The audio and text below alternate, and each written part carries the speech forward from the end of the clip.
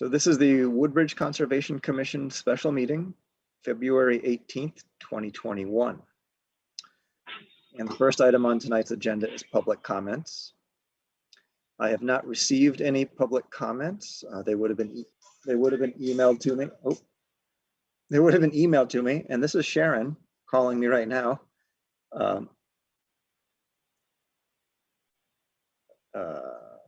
Let's see if she sends me a text. So no public comments. So we're going to move past that agenda item. The next item on tonight's agenda is to review and approve the minutes of the January 21st meeting. And I could not find them. Kate was kind enough to send over her official notes. So I need to take that and turn it into minutes and then submit them. So we will review those at our next meeting in March.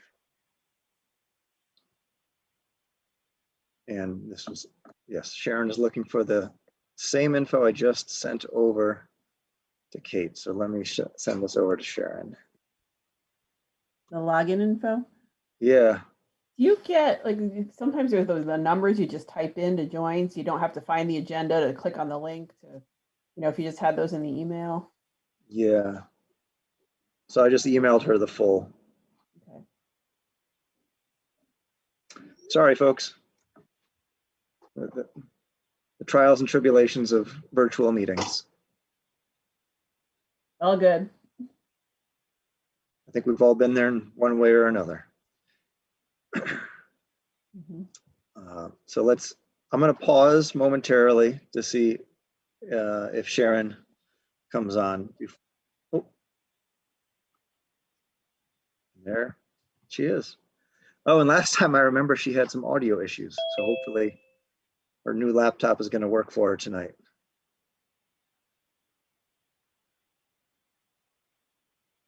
All right. Sharon, we see you. Hello, can you hear me? Yes, very good. Hi. All right. Thank you for resending that. You're welcome. And you haven't missed anything. There were no public comments, and we don't have any minutes to review and approve. Those are going to be reviewed and approved in the March meeting. Perfect. All right. So the next item on the agenda tonight is to discuss the artificial turf field at Amity High School. Hold on, I printed out some of that stuff, so I'm going to go get it. Okay. So just for this meeting recording, I'll give a little background. It ended up on the agenda because I often find myself walking that area. Our dog gets tired of walking up and down the same street all the time, so we go over to the high school, and I've also biked through the property and I run over there from time to time, and I was observing all this infrastructure going in around the high school field, the football field, and I hadn't realized that it had advanced so far along in process that it was fully approved and planning and zoning approved it, and they're ready to break ground as soon as the earth is thawed to actually do some work.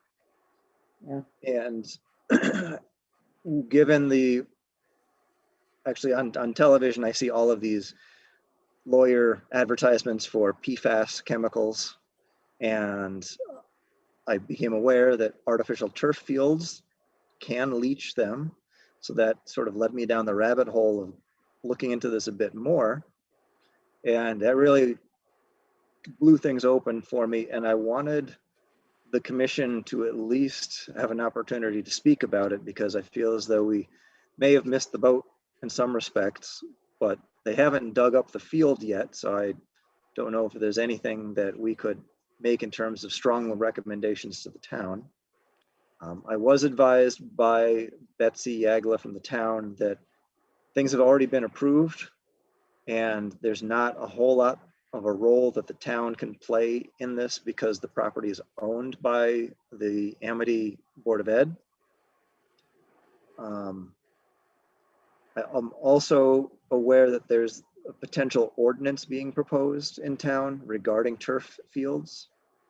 I haven't seen any language around it at this point, but it seemed to me that there might be an ordinance being proposed that would either not allow turf fields or not allow them to be installed until certain guidance has been released by the EPA. And Well, Jason. Yeah. Sorry, go on. I thought you, when you're done, I have some input. yeah, no, and the last thought I had was if we're at the point where we cannot alter the events that are taking place, perhaps what we can do then is recommend that the town engage in a long-term study of the impact of an artificial turf field. So for example, let's set forth a 5-year study and the turf field hasn't been put in. We can get some baseline measurements now and then study it over a period of time. And I've got some more thoughts on that, but that's sort of the opening to what I want to have a discussion on tonight. Uh-huh. So I was aware of a bunch of residents being very opposed to it and getting a lawyer, and then they ran out of money because it is very connected to wetlands. I'm kind of surprised that wetlands approved it. You know, I don't know the detail on that. I do know that planning and zoning approved it. I didn't hear anything specifically about wetlands. And Well, there's a whole wetlands right there that I'm aware of because there's a past wetlands member named John Chatfield who'd had a problem that I vaguely remember had occurred right between his property is right on North Pease and the football field. There's a pond there, and there's a lot of, I would think Leland would be kind of concerned about it as well because he's right in that watershed. Yes, and actually, let me share my screen because I purposely brought up the maps so that people can sort of visualize where the field is and talk about some of what we're. And so I think there's been quite a bit of opposition to it. And even just on the surface, it seems kind of very expensive. You know, if it only lasts for 8 years and it costs $8,000, and they were sort of touting how it was an improvement because it wouldn't only have 15,000 versus 20,000 to maintain the field.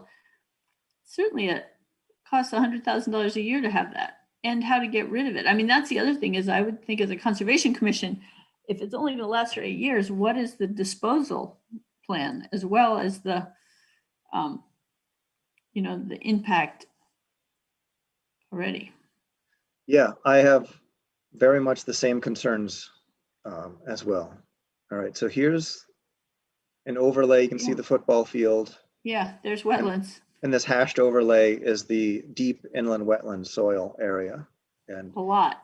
And if anyone who's been up there, you know that this area almost in the center of the window here is very much a wetlands. Oh yeah, it's got a pond right there. Yep. I mean, yeah, and even all of this, it gets, especially over, there's many areas that are very wet there. Yep. Yeah, could you go, I appreciate you going out a little further. Yep. And my recollection was that the high school was actually built on fill on top of a wetlands. And you can see that the wetlands now go around exactly the outline of the built up high school area. Yeah. Yeah. And of course, yeah, exactly. Yeah. So I have a question. Yeah. So the turf that they're planning on using, my understanding was that people in town were specifically concerned about the rubber crumb underneath. Is that still what they're planning on using? So the research that I had done, and I looked back into the minutes from, I want to say it was in 2020 or 2019, that the proposed rubberized cushioning that's going to be put in is some updated, I'm losing track of the name right now. Cool Play is what the name of the product that's right. is. Yep. And the idea of Cool Play is that traditional artificial turf fields cannot be used in hot summer days because the temperature on the surface of the playing field gets up to 130 to 160 degrees. And nobody can play on that, and people come away with burns on their skin from it. So the Cool Play reduces that temperature by, I think they promote it as much as 30 degrees. Doesn't it also have to do with an increase in release of chemicals after certain temperatures as well? Yep, yep. And the Cool Play product used to use cork as its infill instead of rubber, but now they've changed that formulation, at least according to the materials that I found online. So now there's some polymer coated rubber, and that's as much as they'll tell you. I'm sure it's a proprietary product, but my gut is telling me that it's polymer coated ground up tire, and that they coat it in the polymer because the polymer holds in the toxic chemicals from releasing. But as we all know, any little product that you start rubbing together, whether it's under your feet or with the machines that will maintain the field, you're going to destroy that polymer coating after a time. And whatever's inside of it is now going to be exposed. That's something that I would like to know from the manufacturer of the product. But that all gets back around to, yeah, ground up tires aren't so good for the environment. And just think of all the pieces that are going to get all over the place. Right? Tracked off of the field and into the locker rooms and into the storm drains all over the high school property. Now, one of the points of changing the field like this is to use the field more, which to me, that means more maintenance, right? And one of the maintenance items is this rubber stuff that walks off the field. You need to lay down more of it in the areas where it thins out every year. So exactly, Sharon, it does walk away. And who knows what it does? I mean, is it got then it has artificial grass on the top of it? Is that how that works? Yeah. So they at least, and I'm not an expert, but what I had researched is that what they'll do is they'll come onto the field, they'll strip off the current grass and soil and lay down some drainage material, sand and stone. And then I think on top of the sand, they lay down the plastic or the rubber base, and then they lay down this turf on top of it. And then on top of the little nice grass, the green grasses, they dump on this infill, this rubberized infill. Oh, on top of that. So it nestles down into the blades of grass. Oh. And then over time it packs down, and the ideal depth apparently is 3/4 of an inch. I remember that particular detail. And then over time, that 3/4 of an inch goes lower, and as it packs down or goes away, they need to go in and add more on top of it. But to your point, yeah, that plastic grass is also an artificial product of plastic made up of what we're told is not a PFAS releasing particular product.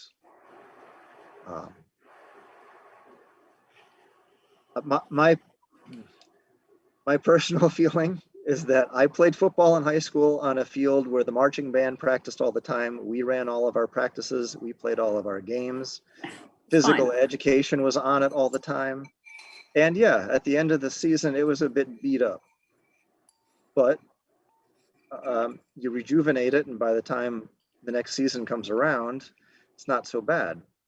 And I start to wonder, is maybe the soil on the field up at Amity High School really no good? And maybe that's a good thing. It's probably all fill, and it probably wasn't really high quality soil either. Is it a better move to just strip off the awful soil and bring in some better soil and sod that is more durable? Yeah, for about 1/8 the cost. I would think. So I guess this was a whole push, right, to get all the schools, and they got money donated. I mean, it's been a big deal, and there's lots of momentum. Yep. I know all the neighbors are very opposed to it. Or at least I've heard that many neighbors have done a lot to try to stop it. And I guess I thought they had actually, and then I didn't realize it had returned to functioning. So what do you think our options are to have an influence? I honestly, I don't know.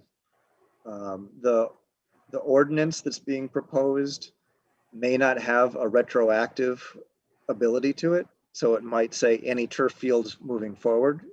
Now, this is assuming the ordinance is passed. It may only be looking forward. It may not be retroactive. If that's the case, there's not a whole lot that can be done to stop what's going on. Although I do want to bring up the map again and just show two more things that I see, I sort of feel might be relevant. So we had, this is the wetland map. So we have the natural diversity database. So the state of Connecticut lists endangered species. And the high school property has now they put a big radius on this. Somewhere in this area, an endangered species or species of particular concern for the state has been identified. And its habitat is in that area as well. They don't give the exact spot because they don't want people going to that exact spot to try and find out what is this special little creature. So there is some creature in the area that potentially could be impacted if there were a notable environmental change. And you can see that the football field is right at the top of it. And as we all know, the terrain of this area, the football field's at the top. It's all downhill from there. So any runoff, I don't know that that's true, actually. You don't think the football's at the top? No, I think the tennis courts are a little higher. And I think that land, the baseball diamond back behind might be a little higher. It does slope down. It definitely slopes down to where the high school is, but I think those fields above it may be a little higher. I thought the town voted on this, that they turned down the turf part of it. Am I incorrect in that? Yep. Well, Woodbridge opposed it, but Bethany and Orange approved. So the majority of the votes were in favor. I would absolutely feel comfortable, and I would like to hear everyone else's feedback on this, on as a group kind of more forcefully voicing our concerns about this. I don't know if other people received this, but I have a letter from Michelle Cohen, who used to head the sustainability committee, that she sent, and it goes through kind of the various parts of this and kind of how these industries will label them in a way that makes you think that they are safer than they are. And I'd like to share it with the group to look at. But I'm curious to know if other people would be interested in the Woodbridge Conservation Commission as a group, asking for more information and hopefully a stop or something. Yeah. I would be interested in that. Same, yes. I am opposed to Yeah, this as makes well, sense. but if it's at a stage where nothing can be done, I don't see what the point of that is. I think we need to have a strategy, but it sounds like the advocates who hired the lawyers did have a more, a strategy that didn't work. I think we need more information.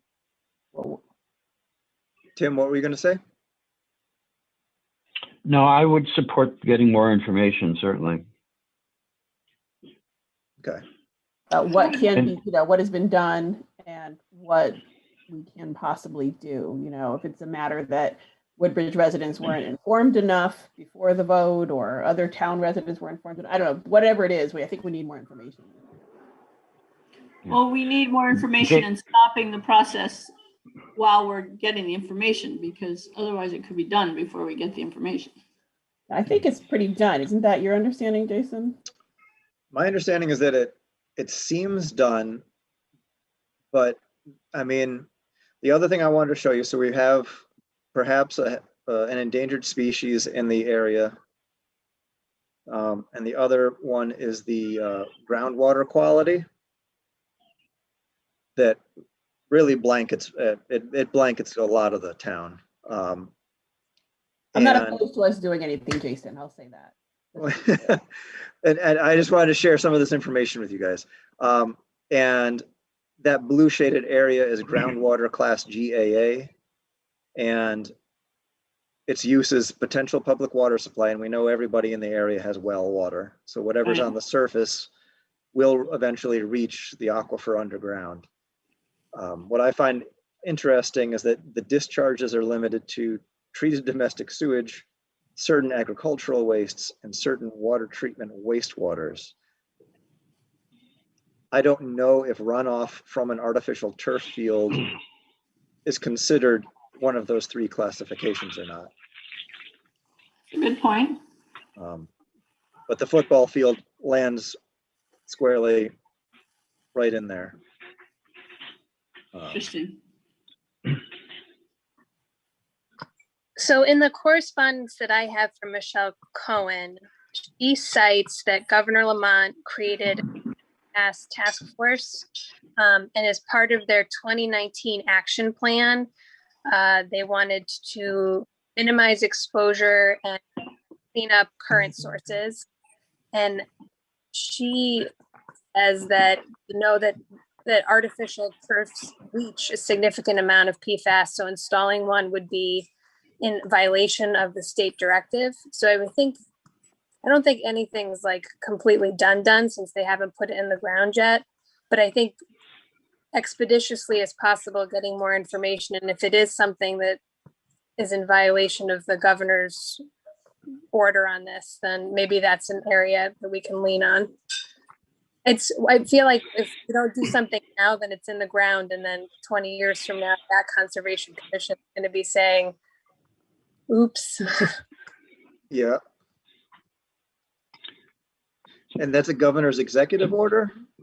I'm going to send, so I don't know am I allowed to share stuff with the whole group, but then does it become part of the public record?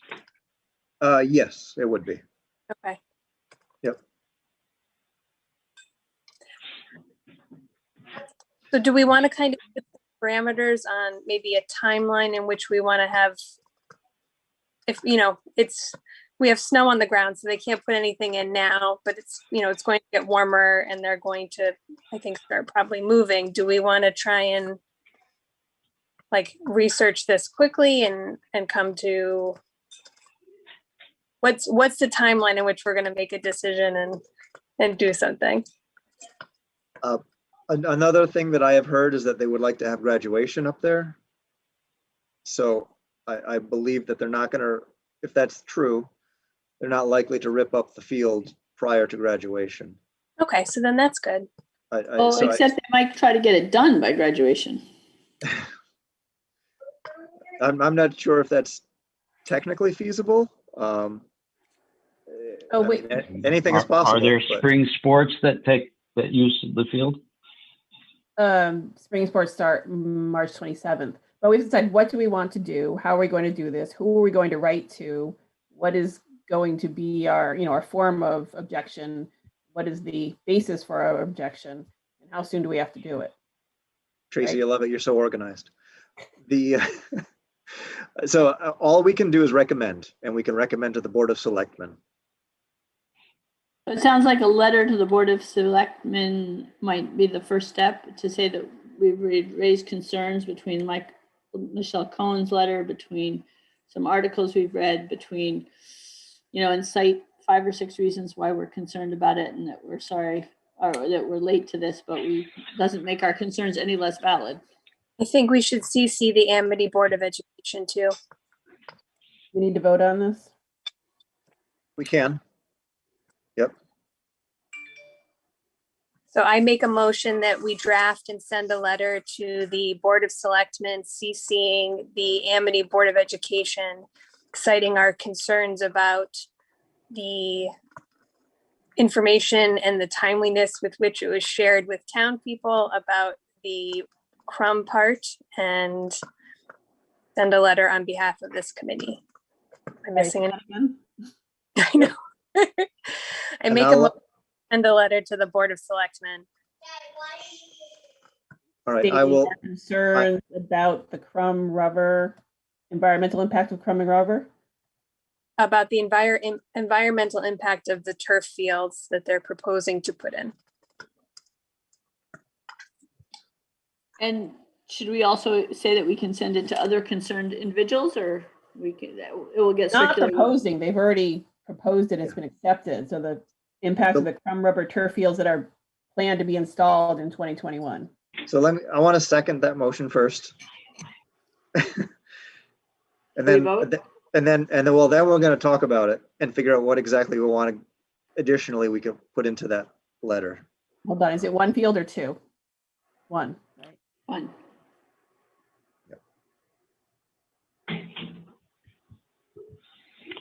Jason, before we start the discussion, could we get a read back of the current motion on the table? I think that's a good idea. All right. Kate made a motion to draft and send a letter to the Amity Board of Selectmen and Amity Board of Ed stating our concerns about environmental impact of crumb rubber turf field that is planned to be installed at Amity Regional High School in 2021. Should we vote? Not yet. Okay, we're going to discuss it first. Is that accurate? One correction is that it's not the Amity Board of Selectmen, it's Woodbridge Board of Selectmen. Woodbridge, yes. Yeah. And I seconded that. So now we're up for the discussion phase. So as I heard that, this letter is expressing our concern about the environmental impact of crumb rubber fields. Yes. That's the essence. Yep. Well, maybe we should make our case by saying, like things you mentioned, that it's GAA, it's, Yep. water runoff, there's possible endangered species. It's surrounded with wetlands, and it may be just a small, the high school's potentially a lot of fill with mostly wetlands around it. So I think maybe we start with citing our case of why it seems important to us. Yep. And then citing the reasons that we think it may not be the best idea in terms of why it could damage those areas. So the GSS is the groundwater classification. What is that again? Yeah, I'd like to include something about the deep species of environmental concern and the deep groundwater. And Tracy, you don't need to get that deep in your notes on all of this. All right. Don't knock yourself out on that right now. Because I think we're all in agreement that we do have environmental concerns about it.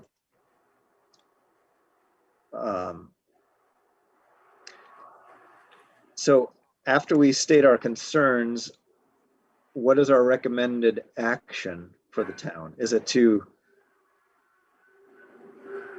move forward on their ordinance, or Stop, put a halt on the installation until these new issues that we are raising can be explored, addressed? In an article I read, and I'm trying to remember it, it said something was going to be done in July of 2020 where they were some town or Hamden or something was going to assess the dangers of the material. Yes, that was part of that agreement. When they installed the turf, they would agree to review it every 5 years, right? To make sure that it wasn't leaching into wetlands.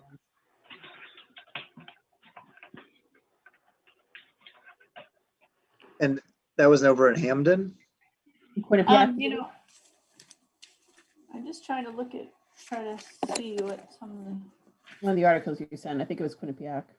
Okay, yeah, that's what I was thinking of. That was the Quinnipiac turf field. Yeah. I think we should also cite that other towns have raised concerns, and we're part of a larger contingency of people who are finding there's environmental concerns. I think we need to finish our motion or have a second motion with the action. We're going to write a letter, and what are we asking for? Right. Well, I was kind of hoping that first motion would sort of encompass All right. everything that we're talking about, rather than having the letter detailed as the motion. We will recommend that the Board of Selectmen and Board of Ed put a temporary halt on the construction of the turf until these our concerns are addressed. Is that sufficient? Yep.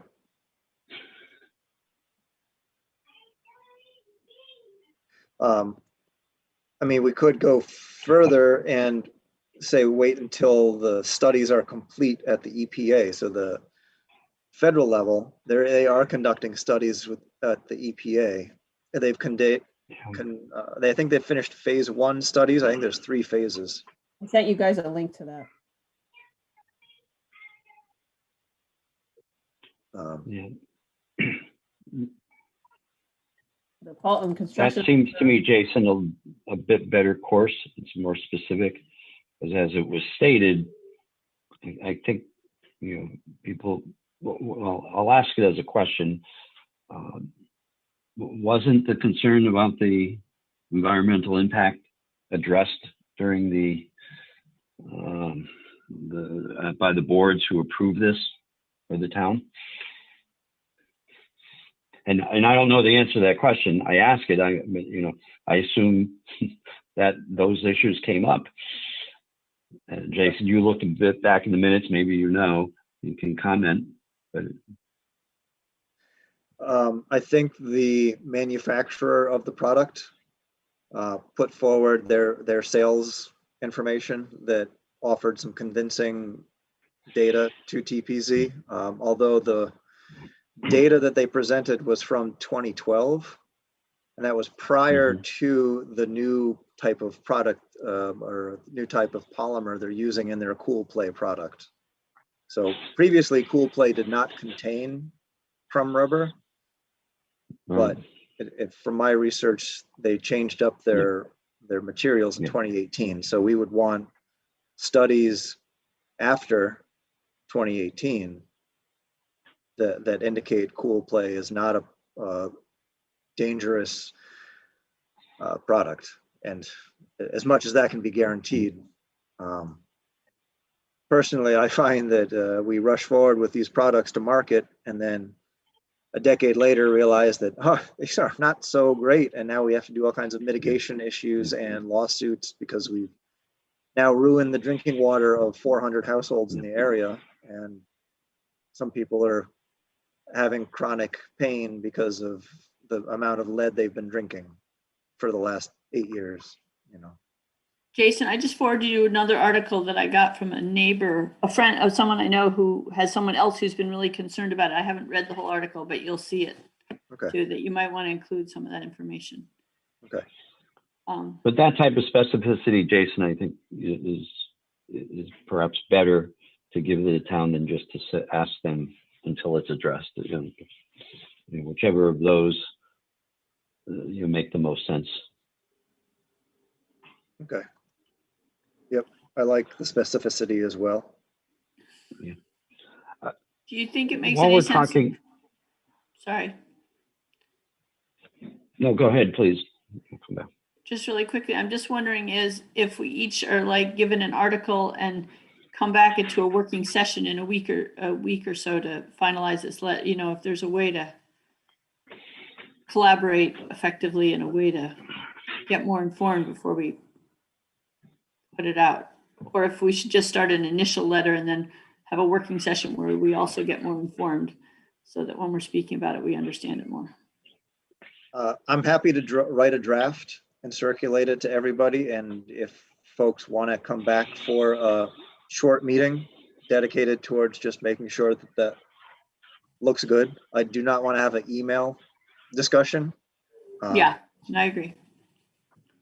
So what's the feeling about that approach, where I'll draft the letter and then we'll have ideally very short, 20-minute, 20-minute, probably 30 minutes. Sounds good. Yeah.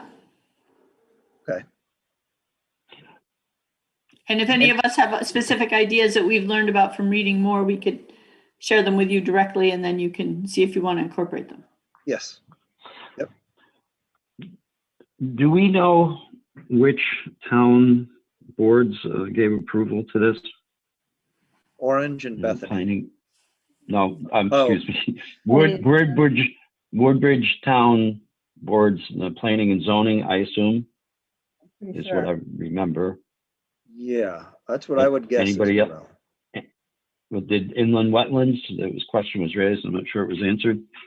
That'd be worth going and looking at their meeting notes and seeing, because if they didn't, I think one of the recommendations would be to have them evaluate it.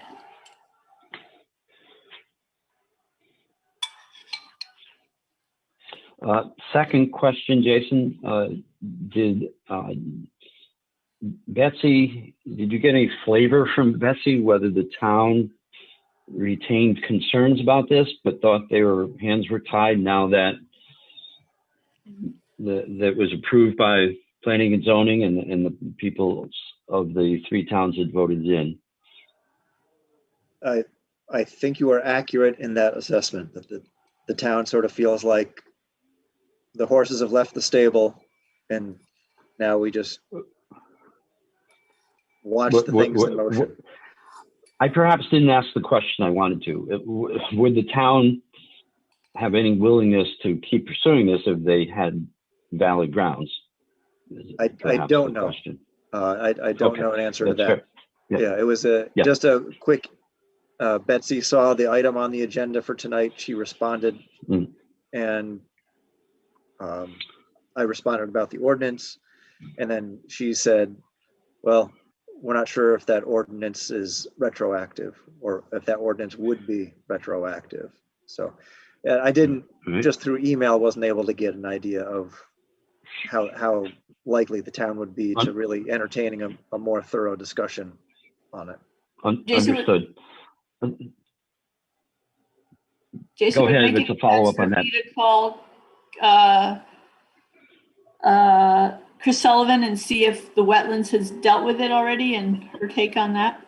Yeah, that would be very helpful. So I write myself a note and I'll do that, and then I'll try to get in touch with you about that.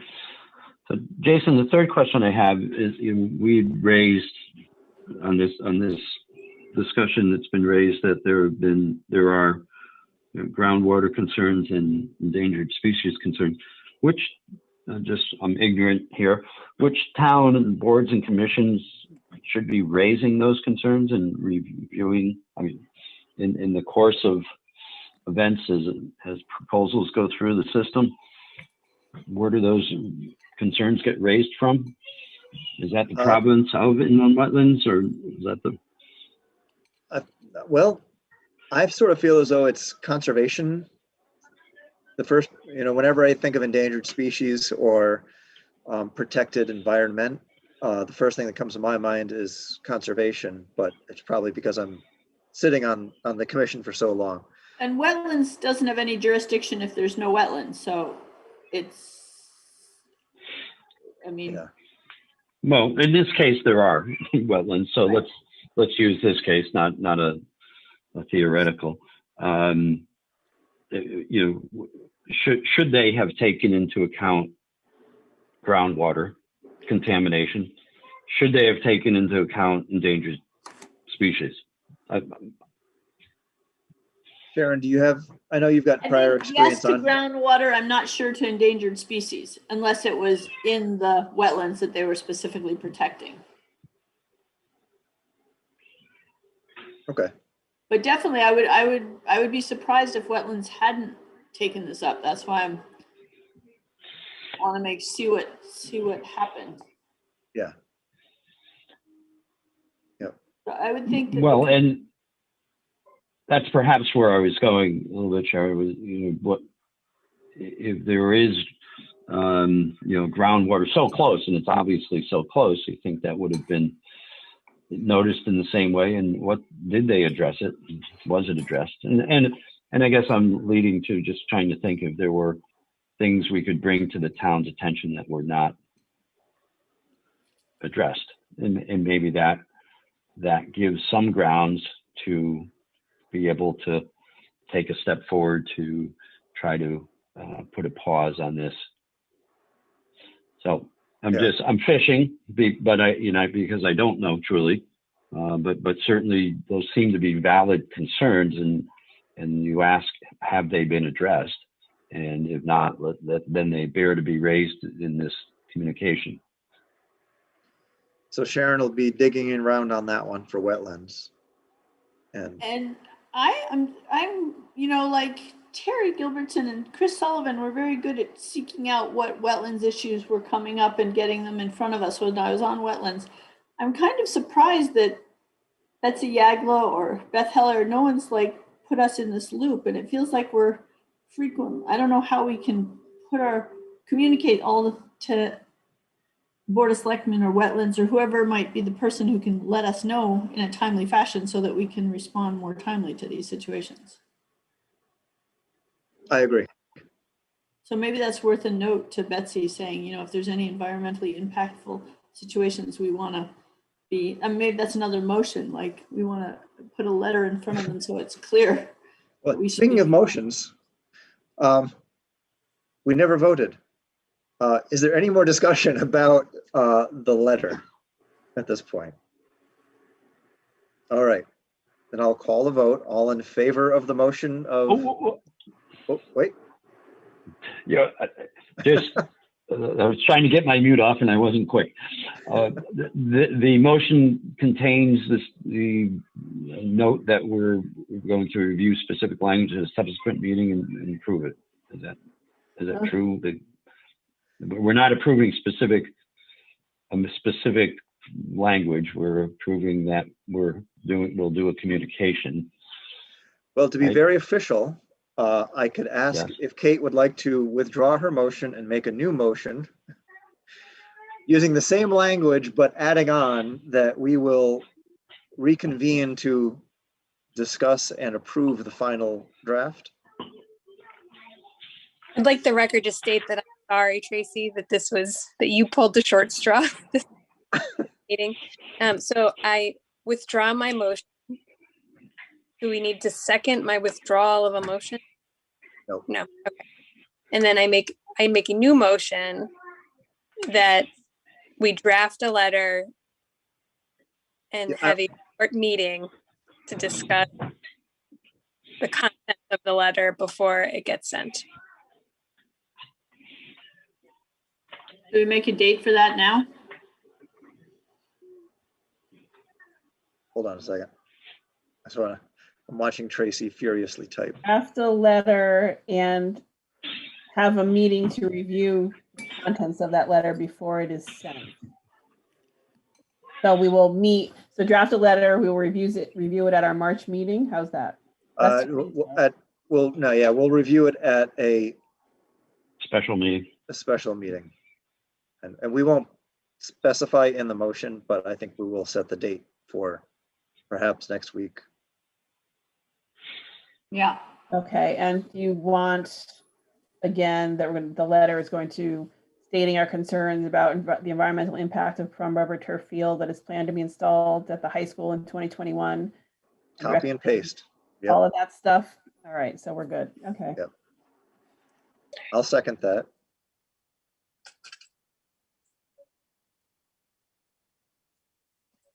Discussion. Right. Discussion.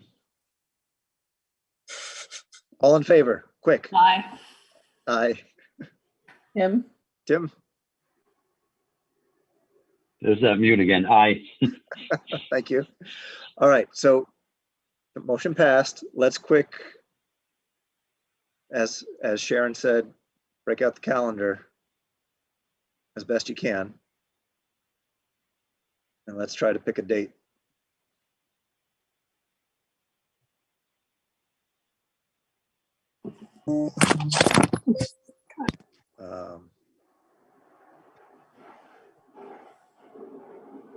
How about next Thursday? That's what I was thinking. There's a possibility that I might be headed to a 93-year-old's birthday then, but I can maybe even get on. I can try to be available. But yeah, let's do Thursday. It's unlikely. Yeah, and Sharon, I was gonna say you could also call in. You don't have to be at a computer. Yeah, that's good. You could just use a phone. All right, I'll put that in the minutes. Thursday, February 25th at 7 p.m. Tim, did you have something? No, I just said that works. Okay. All right. Very good. So I'll write a draft. If you have any specific points that you'd like to see added, contact me directly. And then next Thursday at 7 p.m. We didn't put a time on that. Next Thursday at 7 p.m. We'll just review that letter and finish it up so we can send it off. All right. Good. That was it. That was a good discussion. Okay. So next item, any last minute, Sharon? Last thought there? No, never mind. Okay. So the next agenda item is to review the draft use designations of open space. And I had circulated this around to everybody. It's a document that we had worked on. This is originally, I think it was started back in 2013. And Tim did send me some thoughts on it, and I apologize, Tim. I'd forgotten that you had sent it to me, and then my opportunity to review it carefully before this meeting vaporized yesterday because I was working until 9 o'clock. I'm looking at, it looks as though, Tim, primarily you were adding more designation types where the original had just classes A, B, and C. Tim, looked like you were suggesting adding more designation types and then a list of protection types. But before we get too into the weeds, I just want to point out something that was brought to my attention by Coupop. They actually have something similar, and it's focused on town properties. I think our document is more of a putting a finer point on it and saying open space specifically. So I don't know if we're duplicating efforts at this point. Should we review their document before we? And so let me first ask, has everybody read through that draft that got sent around? No. I like the I mean, honesty. I read That's it a good. while ago, but I haven't read it recently. Not recently. But I know enough to have a conversation, I think. Because here was my thought. There's a Coupop meeting on Monday, and right now I'm the acting liaison, so I'll be attending that meeting. I could present this to them as something that we're working on and see if they are like, why are you spending your time on that? We already have this. Or maybe they'll say, oh, that's interesting. Maybe you need to put a little more refinement into it. And then maybe you could bring their document back to us too. Yeah. Do we not have access to their document currently? I can't put my finger on it right this second. I only remember seeing it once very briefly, and it wasn't specific. I know it was not specific to open space. That's all I can recall.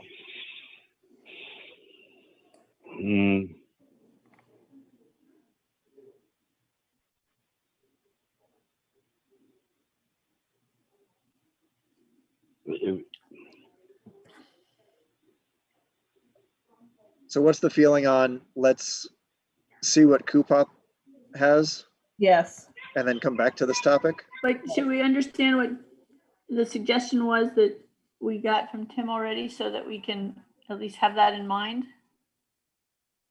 Or not? To see whatever Coupop has? The edits, the other Oh, yeah. classifications. Tim, are you all right with me passing that along? Oh, absolutely. Jason, depending how you're going to pass it along, let me comment. Yeah, let me first, hold on a second. What I'm going to do is I'm going to screen share this just so that there's a little context to what you're about to say, Tim. I think it's helpful. Okay. Well,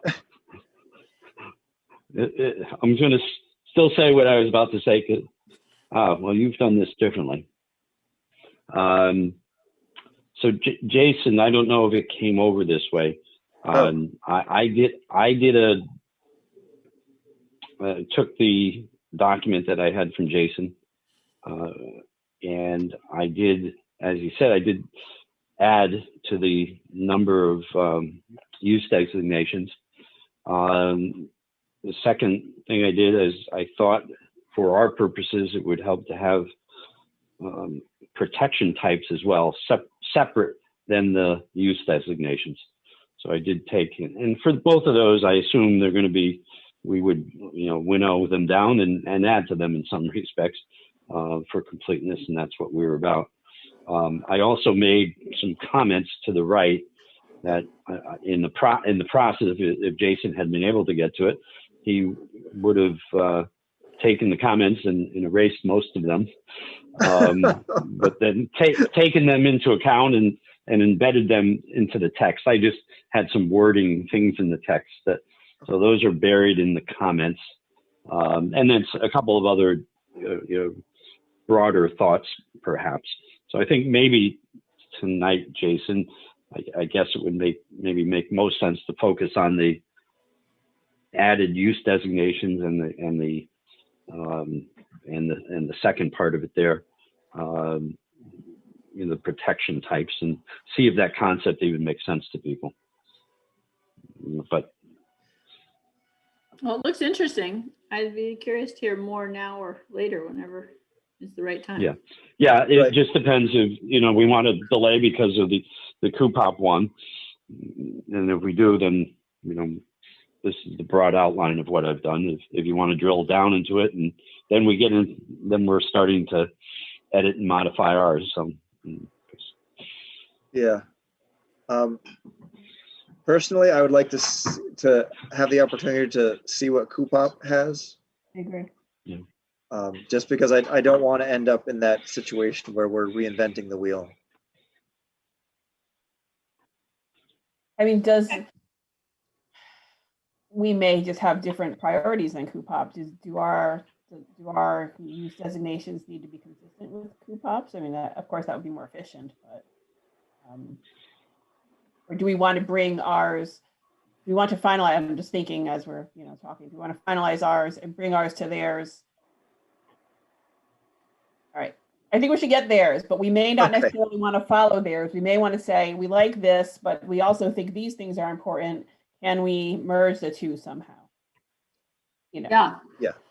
And I like the idea of Tim having protection designations for how protected something is, which is part of the concern with the Fitzgerald properties. It was put on as a conservation thing, but it ultimately wasn't protected. So if we have a criteria or a way to figure out what protection means and how to apply that, that would be a good thing, I think.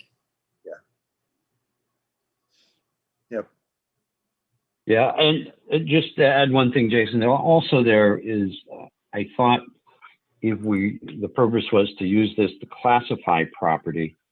And so as you do typically in spreadsheets, it would be handy to have some acronyms there that in this case, instead of Class A, which you have to struggle to remember what Class A is, that PRU is a passive recreation use, and you're still going to have to learn that, but there's a mnemonic there or something to give you a hint as to what it is. Yeah. Okay.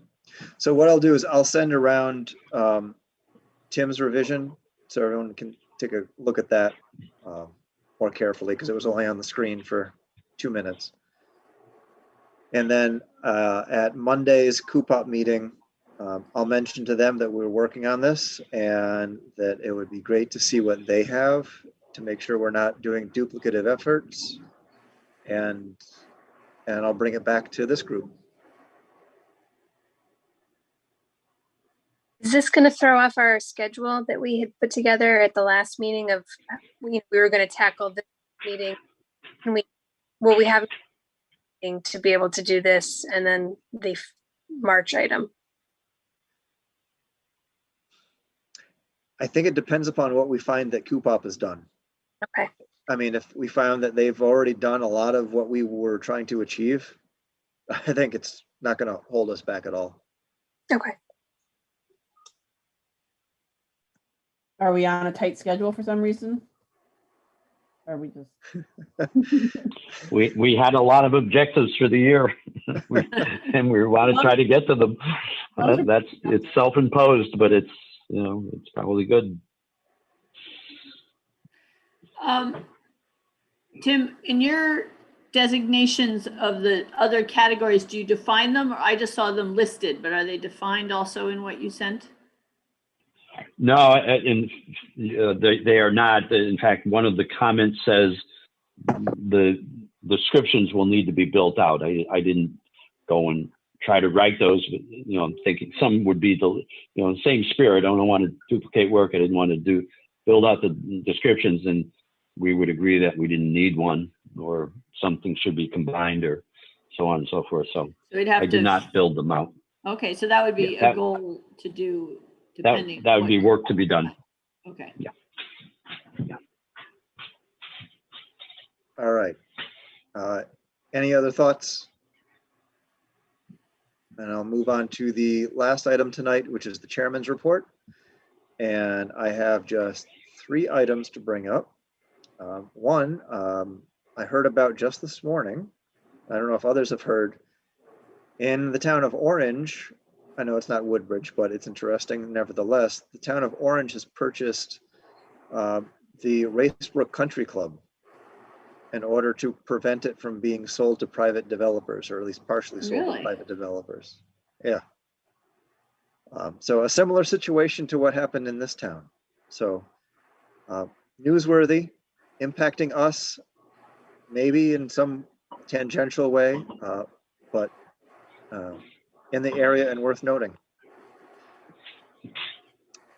The second item is that the Woodbridge Trails website, I know Kate was working on that, and things happen, life gets in the way, but I did talk to the Woodbridge Land Trust, and they're very interested in it, and they would love to have you attend their next board meeting, and it's all virtual at this point, so you don't actually need to go there.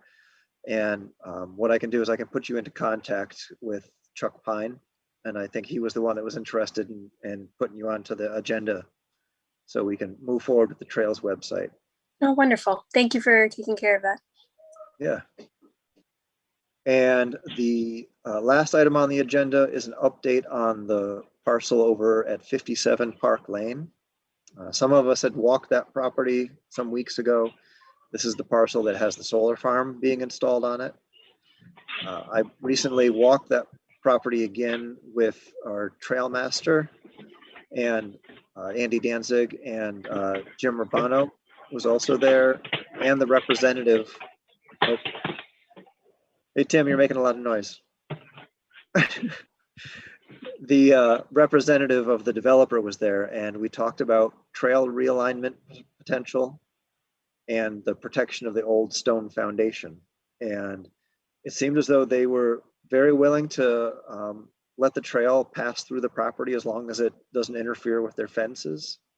So when we had previously walked the property, I did a little GPS map, and I sent them the GPS map, and they're going to overlay it on their property and see if where Tim and I walked was actually outside of their proposed fence line, which would be perfect. Yeah. And the foundation, they said they work around old foundations all the time. They will look to see if they could kind of reroute the fence around the foundation, but they are limited based upon engineering specifications due to the solar panels. The panels have to be a certain distance away from fencing for electrical conductivity hazards. If they can't move the fence, what they'll do is they'll bring the fence in up to the foundation and then go up over the foundation and down the other side. So it seemed as though they were wanting to be responsible, good neighbors about it all. So I think that was a good meeting with hopefully a positive outcome. We'll see where it goes. Yeah, that's good news. Good to hear they're accommodating. Yep. And their plan right now is that they will start installing probably in the summer. And the panels will go in at the same time as the fencing. And the trail could be realigned as early as the fall. And that's the realignment of the connection to the white trail. The other trail work that makes the blue trail come back out to Park Lane, we can do that. We can do that now once the weather clears up, because that's all on town-owned land. So we don't need to worry about where they're putting their fencing. We will be clearly outside of their fencing, fully on town land for the realignment of the blue trail. Jason, I had a question. In your meeting with them, I believe Sharon mentioned this previously, did they seem like they would be amenable to plantings underneath the solar panels? I don't know if that was something that maybe came up. We did talk about that with the developer, and they do have a planting schedule, and what they plant is a mixture of grasses and pollinator flowers. Yeah. Great. And they do, and it sounded, if I remember right, he said they only come through once a year for cutting, just to keep trees from growing up. So my expectation is they would probably come through probably around the fall and just knock everything down, so that there's a full growing season of grasses and flowers. Oh, that's great. Yeah. Yeah. Right. Who was at the meeting? Jason, what, So Tracy, it was myself, Andy Danzig, our trail master, Jim Urbano, and the other guy whose name I'm drawing a blank on right now. I think it started with an R. Who were these people representing? Like, who was Jim representing? In this case, Jim was representing himself and his capacity as a concerned citizen. Okay, and the other person? The other person was the lead engineer for the project. Okay. I want to say his name was Randy, but The lead engineer. yeah. Guy with a name maybe. Jason, Go ahead. another question on the trail, on the entrance off Park Lane where it used to go up the road that they're not now using to get the equipment in. Will that need to be relocated to the right, looking into the property, or are they willing to let, like, it's really the land trust use the back on the road? Yep. They were totally willing to allow the crossing to remain in place. Their fencing doesn't Great. start until the other side of that crossing. Right. Yeah, So yeah, I'd understood that. So yeah, okay. So the only thing that the it land avoids trust, just the land trust building some bridges and a little bit of wetlands. Yeah. Yep. No need to build a bridge. The land trust just needs to put the sign back in once the work is done. Yep. All right. Great. Very good. All right. Thank you, Move to Tracy. make it, to adjourn. Yep. I'll second the motion. All in favor? Aye. All right. Good night, everybody. Thanks, Thank you, everybody. Tracy, for taking the Thank you, minutes. Tracy. Happy to volunteer. Bye.